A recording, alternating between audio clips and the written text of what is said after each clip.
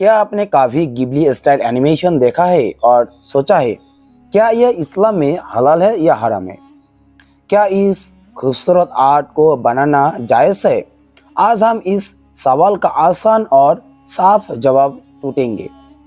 Ghibli style art अपनी सपनों जैसी लैंडस्केप, खूबसूरत किरदारों और गहरी कहानियों के लिए मशहूर है, लेकिन इस्लाम में ड्राइंग और एनिमेशन को लेकर अलग अलग विचार है।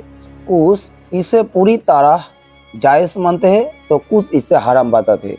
तो असल में इस्लाम क्या कहता है, चलिए मुद्दा चर्चा करते हैं इसका ऊपर। नंबर 1, इस्लाम में तस्वीरों और चित्र बनाने पर चिंता। कुछ इस्लामी विद्वान मानते हैं कि जीवित प्राणियों की तस्वीर बनाना या उनका एनिमेशन हराम हो सकता है।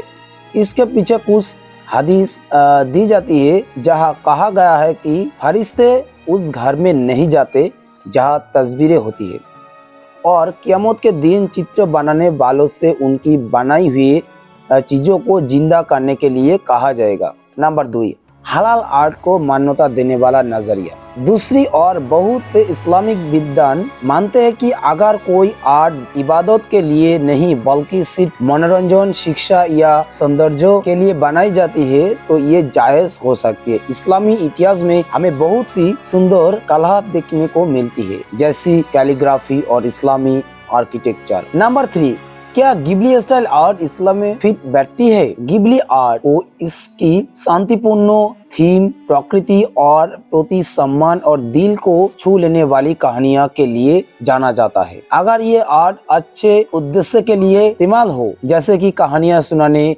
शिक्षा देने या हलाल मनोरंजन के लिए, तो कोई विद्वान इसे जायज मानते हैं। लेकिन अगर इसमें अनुचित सामग्री, जादू टोना जो सिर को बढ़ावा दे या अनैतिक दृश्य हो तो ये हराम की तरफ चला जाता है। इसलिए हर चीज में नियत और कंटेंट बहुत मायने रखता है। आखिर में इस सवाल का जवाब पूरी तरफ साफ नहीं है। अगर गिबली स्टाइल आर्ट इस्लामी मूल्यों के अनुसार बनाने जाए तो ये हलाल हो सकती है, लेकिन अगर इसमें हराम चीजें जोड़ी जाए तो ये नाजायज हो सकता है। तो आप क्या सोचते हैं? क्या आपके अनुसार गिबली स्टाइल आर्ट हलाल है? कमेंट में अपनी राय बताएं।